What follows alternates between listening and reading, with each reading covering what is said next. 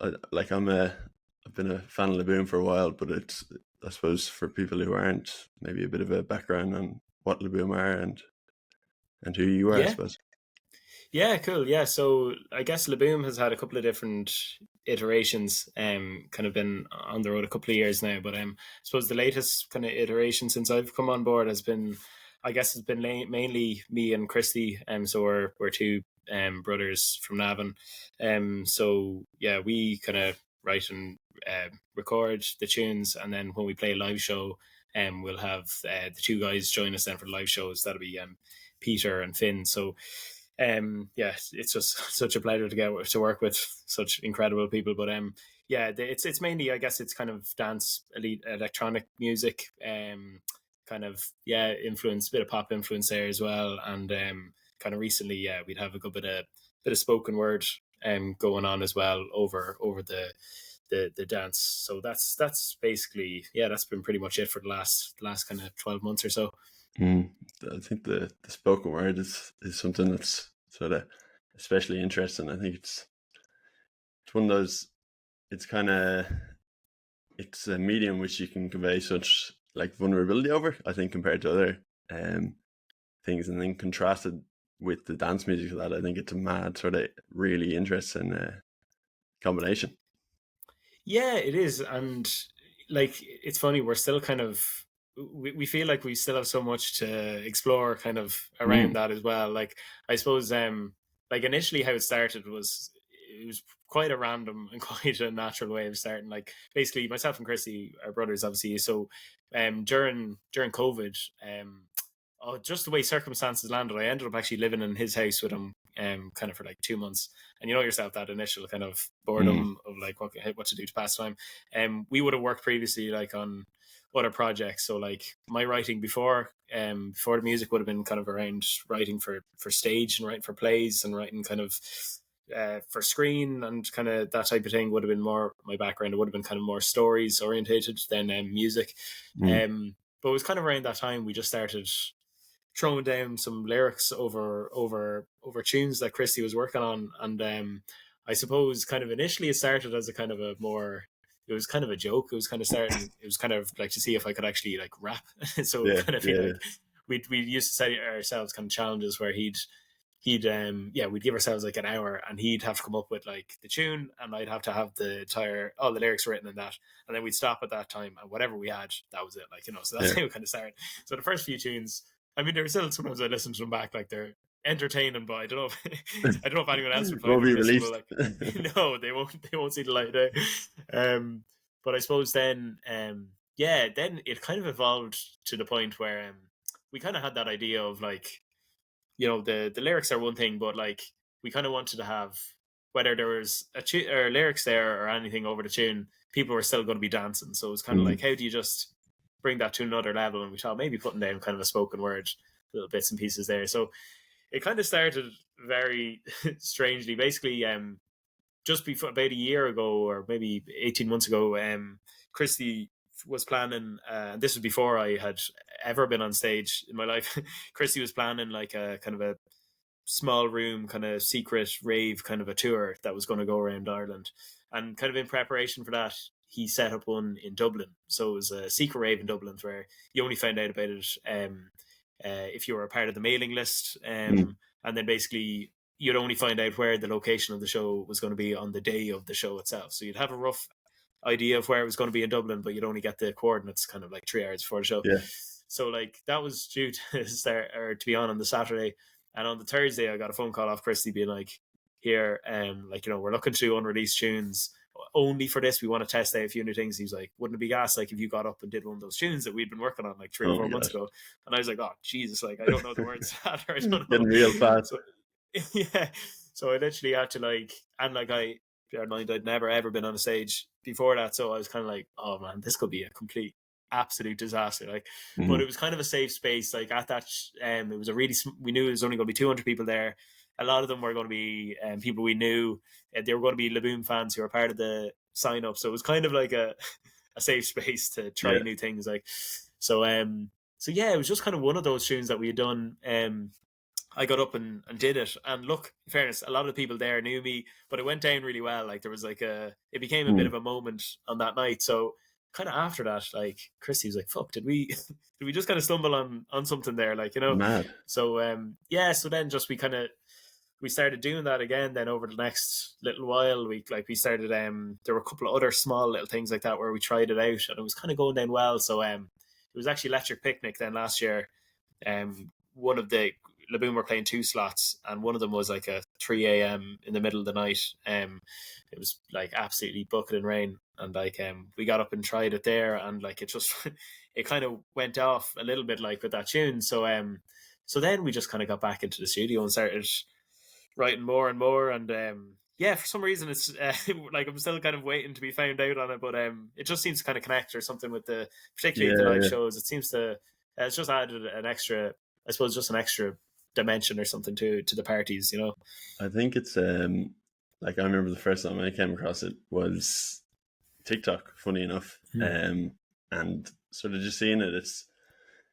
I think it was the setting of a rave with the with the it comes back to vulnerability, but that sort of just things you wouldn't normally hear at a rave. And I think you've lyrics about it, but like just kind of that ability to connect with the dance music, but then also the words that are, I suppose, personal to you but relatable to everyone. Like I think you're sort of that Australia song is especially pertinent at the minute, like immigration and everyone seems to be leaving, and it's like people go out to have a good time, but it's also nice to have like feel heard and feel listened to. Yeah, and like definitely, and to be honest, that that's a lot of people who come up to me after the show will say things like that, like they're kind of like, how did you, they'll ask the question of like, that's so relatable to me. How did you know that that's how I was feeling? And it's kind of like, I didn't write it to try be relatable to other people. Yeah. Like it really is just my very specific situation. Like say the Australia tune as an example, like I've a very, very close mate, like group of like kind of 10 or 9 mates, 10 of us, we extremely close, and we kind of talk like every single day and have a fairly active group chat and stuff. And we would have all been living within kind of 2 houses or 3 houses. But like out of that group of 10, like 7 of them left, and I think like 6 of them to Australia and 1 to Dubai, kind of pretty much within about 2 or 3 months of each other. So to be honest, that song was just written out of like, it was essentially things I would actually say to them, or little kind of bits that came up, during those kind of last few nights before they left. It was kind of, and it was just kind of around that feeling, like in that song itself, it's kind of that the idea of like the ultimate Irish goodbye is like not being able to go to your mate's going away party because you just can't kind of, I suppose you kind of can't face it, or you just don't want it to happen. You're kind of like, oh, just don't go, just stay for another while. And it's that Irish thing as well of just like, oh yeah, it's great you're heading off, but sure, I'll catch you again when you get back, and like not just expressing yourself and just avoiding that final goodbye. Yeah, no, and that would be a big thing for me. Like I wouldn't be brilliant at those kind of those goodbyes or those kind of serious moments. I wouldn't be excellent at it. I'd nearly rather just not go and send the voice message after, or just go and ignore it and be like, yeah, sure, I'll see you, and maybe then think about those things for the rest of the week when I go home. But it's interesting though, like you sort of, I suppose you use the music to express, but like in my head, I would have thought you would have been very good at sort of expression with the listening to lyrics and sort of seeing what you're doing. But I suppose that's what music does for people, and that's what art is. You kind of express yourself without having to have those conversations. And yeah, well, that is it. Like, because like I suppose since then, a lot of, I suppose, those mates that I'm talking about in particular, like they obviously then when they would have heard the song, they would have been some of the first people I would have sent it to before we released it or anything, or before we did it live. So it's kind of funny. Yeah, maybe it's just that disconnect. Like when I'm writing them, I never feel like, oh sure, nobody's actually ever going to read these, because I'm writing loads of crap that nobody ever sees. You know what I mean? Yeah. So I suppose I just find it easier maybe to get it down on the page. And then for some reason, maybe because it isn't going directly to them, it doesn't feel as kind of like intimate or something. Yeah. But yeah, I've never really kind of thought about it that way. I suppose, I probably do just find it easier to write about those things or to put them in tunes than I do to actually say them in real life. I remember someone saying to me I think it's probably, I don't know who it was, but they were doing driving lessons and with their dad, and their dad was obviously sitting beside them, but he found that like the perfect opportunity to have like tough conversations because you weren't facing him eye to eye, you were looking ahead. And I think that's Wow. like, it's the same with that sort of, if you're not directly speaking to someone, you can get how you're feeling out a lot easier. So Definitely. And like, look, in fairness, that is kind of one song. I mean, a lot of the other tunes that we've written or we're writing, are much lighter, maybe, or 100%. kind of, it's more just about those. I mean, I feel equally as strongly about them and equally as emotional about them, but Yeah. a lot of them are more just about those kind of those fucking brilliant nights, Yeah. and Yeah. those brilliant times as well, So, Yeah. um, Even like Town, like it's another song which I think it just brings you right feelings because it's, again, relatable, but very personal to you. Like it's, everyone's had those experiences of just when you're growing up and being around town. yeah, and look, that's the thing. Like, kind of when we talk about it as well, when people ask us to kind of describe the music, we'll often say it's kind of half remembered, half imagined nights out. Yeah. Like Yeah. we always say, like all of these songs that we're writing about, they're probably about one really good night we had, and I'm not even sure if that night actually happened. You know what Yeah. I Yeah. mean? It doesn't matter Yeah, I'll though. talk It about doesn't it. matter. It doesn't matter. Yeah, it doesn't Yeah. matter. Like maybe it was probably 100 nights, but in my head, it's that one perfect night Yeah. we Yeah. have, and I can even put a date on it, but I don't even know if that happened or if it even Yeah. happened Yeah. that time. So, yeah. Yeah. We're all the same. And like, how's it been sort of going from not performing on stage ever to performing? Like, how many festivals did you do over the summer? You've done a good few. Yeah, probably between Ireland and Spain and the UK. Yeah, I don't know, we probably had 12 or Yeah. 13 festivals. Big jump. Yeah, huge. I suppose. Yeah, look, initially it was like the maddest thing in the world, as in like because it was literally going from having never done it to getting up and doing it. But I suppose just kind of the way it worked, it's been kind of incrementally for me. So the first few times it was kind of getting up and doing one song, and then at another kind of a rave we tried out the Australia one, and that kind of went well. So then we kind of had a tour where we were doing kind of two, and then it became three songs. So it was kind of incremental where it was kind of at the start it was like, okay, I'm going to get Christy be like, I'm going to get my little brother up, and kind of everyone Yeah. get, Yeah. and then it was kind of like, okay, now the little brother won't get off the fucking stage. I know, but it's kind of now to a stage where I'm probably in about half of the tunes or over half the songs. So maybe it just, yeah, like we had a particular tour last year. It was the Small Rooms tour where we purposely went to like kind of the cities and towns around Ireland and sought out like smaller venues, like so we'd have that kind of small secret rave kind of feel. So we used to set up on the floor, and like the crowd would be kind of 360 around us, and so literally you're like literally within spitting distance of Amazing. a chap standing in front of you, and he Yeah. was getting spat on a good bit. But like for me that was just an incredible time, like because that was kind of week on week. So like you kind of have to get comfortable, and to be honest, Yeah. I did. I kind of naturally loved it, like So, but even that, just doing it week on week, kind of by the fifth or sixth one, it was just kind of something you did then, And it was at that stage, it was like, oh, geez, I just wanted to be doing it more, like So yeah, it kind of went from being something I had never ever done and never thought I'd want to do to maybe like a place where I've definitely be potentially at my happiest now is up there, where it's kind of something that I'd look forward to most. So it's yeah, and all kind of in the space of about 12 or 18 months, that has been just mad, Yeah. like mad. And for like to happen all organically, really, like, there isn't, you never really intended to be in this position, but it's just happened that way. I think that's the class part about it. Yeah, and look, that's what we in our writing process as well. We kind of try to do it that way too. I suppose, like Christy would be, before any of the music stuff, as I said, we would have worked together on loads of stuff, and naturally he'd be probably my best friend anyway. You know what I mean? So we kind of we're so comfortable working with each other that I suppose it never feels kind of like taking my words and just plonking it over his music. It just like it's just not the way we write. Like we'd be in the studio together. Like he has a kind of a little cabin out his back, and we'd just be in there for hours. And I think maybe it's that brotherly thing where kind of it has the I don't know, maybe the barrier is broken down or something, like we'll say whatever to each other, or we'll, as long as we think it's, and we share a fair kind of vision as well of what we want it to sound like, even though like now Christy does 90% of it, like as in I'm literally only doing the words. Being humble, Andy, I'd say. You're being humble there, I'd say. No, honestly, like Jesus, without now his tunes, like it'd be just a fella up there roaring, like, fucking drinking and stuff.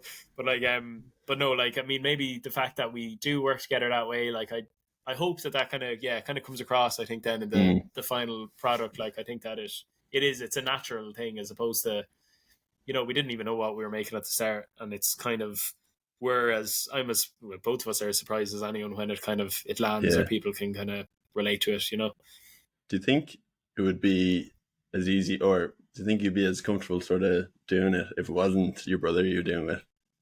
Do you think that's a big part of it, of sort of the process where you wouldn't be as open and vulnerable, and like, I suppose as you say, like you wouldn't be able to just say whatever you want if it wasn't your brother, like you kind of doesn't get as close as that. Yeah, no, like I think 100%. I think it's not even just Chrissy; it's the other two lads as well who we tour with, Peter and Finn, like two absolutely incredible musicians, and like, well, kind of that's just a given. Like, it's not mainly they're just like two of the soundest and like the absolutely best crack lads you're going to meet, like, and I think if it wasn't, and myself and Christy say that all the time, like if it wasn't for how much crack we have on those tours and the gigs and the festivals, like you couldn't do it, because I mean the show itself is only like literally 2% of the, say if you're going to Spain to do a festival, you might land in there, and because of flights and Ryanair flights, you might land in there on the Friday morning, and the festival mightn't, the show mightn't be until like literally we had a few slots that were like 3 o'clock in the morning that night, and you might be able to check in for a while, and there's all that, and you're waiting for transport, and there's loads of gear, and there's all that, and then your flight might be really early the next morning, so you're there's a lot of potential there for people to be annoyed and and sick of each other, but like honestly, it's just never like that. It's actually the bits I look forward to most are the bits in between, like the crack before the sound check, in between the bit of food beforehand, the pints, and like that literally is 99% of it. I come home after those weekends, and like my girlfriend or my family are like, how'd you get on? Like, how was the show? And I'm kind of like, Jesus, the show feels like such a small part. What show are you talking about? Like, oh yeah, show was grand, yeah. But like the crack, we went to a beach or we swam here, or so it's like, so I don't know how you could do it if you didn't not only just get on with the people you're doing it with, but if you didn't love spending time with those people. I don't know how you do it, but yeah, and then it is the same for myself and Christy, like there's days where we could spend maybe 12 hours together between, we could be writing in the morning, and then there's loads of TikToks to make, or there's loads of editing to make, or loads of admin, or we're planning something, a show that's coming up, and you could be spending absolutely loads of time together. But I suppose, that there is potential there if that was someone you weren't very comfortable with. It'd be just so much more difficult. And I don't know if you'd ever want to do that, Yeah, and like just the sound of that, like having my brother and two friends and going to Spain to do something that you really enjoy, like it sounds unbelievable, and that's I suppose that's and I know, like there's, as you said, there's multiple other things that you do on the side of like admin, TikTok, and all that. But sounds class. And then I suppose the bit of news came out there this week, signed with a label. Yeah. So that's another chapter to the story. Kind of bad. Yeah, and like I mean, it kind of doesn't even sound real. Like the story around that is so organic as well. Like basically, we were playing a festival last summer in the UK. It's called Secret Garden Party. But just to give you a bit of context of that weekend, it was like the worst weather of all time. Like, I mean, I'm talking biblical rain and like depressing types, there were storms, there was potential for the festival to be called off, all that stuff. And we played a festival the night before, I think it was Latitude the night before, and we got absolutely soaked. And I think we ended up sleeping that night. We were meant to be in an artist camping, but it was so wet and so mucky. The four of us slept in a rented car. Like, we were miserable. And I'm not jealous the anymore. I take it all back. I'm no, not as jealous exactly. There's a anymore. lot of that. There's a lot of that. But so the next morning, then we were going to play this second festival, and the weather was the exact same. So again, there was potential to be, this could be just a crap weekend, you know. Mm. But now the show the night before went well and all, but the Secret Garden party we started, and it's the like layout of the venue is quite it's quite unusual, but it's a lot of DJs and it's a lot of late night stuff, and the weather had kind of impacted. It just felt kind of a bit low energy kind of when we got there. We were like, Jesus, like, you know, is there anyone going to be here at the show? And when we were like line checking at the start, there were honestly about 4 people there, and we were like, oh God, like this could be just a disaster, you know. But again, we got a bit of luck. As we were starting, someone at the main stage was just finishing up. So we could kind of see like people coming over the hill and coming towards us. And it was actually just the tune was Australia. It was that song was coming on. Yeah. And like maybe it's the fact that I don't know, I was on the mic or something. It was, or whatever way the speakers were facing. It was kind of facing towards the main stage. And literally, as the first verse started, I looked up and I could see like people coming running down the hill, like proper. Like, it looked like a war scene or something. I was like, Jesus. So all of a sudden, like after about 3 or 4 songs, it was packed out in our area. But anyway, it ended up being a brilliant show. Like probably maybe one of my favorite shows, and like it was exclusively, it was only like English people there, or like just like, you know, we gave a shout out, is anyone from Ireland, and like literally is like tumbleweed, there wasn't a single Irish person there. But one of the guys, we got very lucky. One of the guys there was a guy named Dan, who works for another rhythm. So they're the label, a dance label based in London. So basically he was there, and he loved the show and got on to Christy afterwards and was like, we'd love to have a chat. And so then ended up kind of chatting with him over the next few months. And then so then last week, or where was it, a couple of weeks ago anyway, we officially signed with them. So it's really, really exciting, really exciting stuff. So our first release now with them is 24th of November. So really, really exciting times. Like, they're just they get it as well. Like, they're just such a sound bunch as well. They're really, really focused on fans we already have, and they love the whole secret rave stuff, and they just kind of, they don't want to change anything, which is, I suppose, look, that's what everyone really wants, you know. So it's so far it's just been brilliant, and it's just it's kind of a whirlwind. It's just been such a busy few weeks now, but it's just really, really, really positive. Yeah, like, and it's great to hear that they're, and I suppose you wouldn't have made a decision, but like to see your vision, I feel like that's huge for an artist if you're ever joining with a label. Like, you never want anyone to get in the creative process, or just, I suppose, let you do you, and let what's happening organically just, I suppose, amplify that rather than change. Yeah, and that's pretty much exactly what they even said. Like, they were kind of like, look, they wouldn't have wanted to work with us if they didn't like what we were doing already, you know. So I suppose hopefully for us, it's just that they can put it in front of more people, you know, and into different areas. But like for us, I mean, like we're so lucky. We're just absolutely blessed. Like, we have such an engaged following as it is, you know, that like our Dublin show on the 24th, like that sold out purely just off email sign-ups. Like, we just put it on. I'll be there. Looking forward to it. Oh, are you there? All right, great. Yeah. Cool. Like, but we put that out as a pre-sale, thinking like, you know, a couple of 100 people will get it off the emails, and then we can. But we kind of just weren't even looking at it. And all of a sudden, we checked the stats, and we were like, oh my god, it's after selling out now on the pre-sale. You know, and that wasn't even. We hadn't even put the link up on our Instagrams yet. You know, so we're just lucky in that I guess the people who are into us, also, they're just so sound. Like, I've never met a dickhead at a Laboom gig, but they're just also just quite engaged, and people who've seen us have often seen us a couple of times, or have been to us a number of times, and kind of follows around. So like, we're just so lucky with that. So then to find a label who want to release music and engage with that following primarily Yeah, before even looking at other things. Like that's just huge. And for them to say that to us was just like, oh God, you lads really, really get it. Like, so understand yeah, it. it's Yeah, exciting. and I think like that is a big part of it, of having a fan base that feels connected to you, and like it's not just a transactional going to a gig, and like really looking forward to to the rave, and sort of.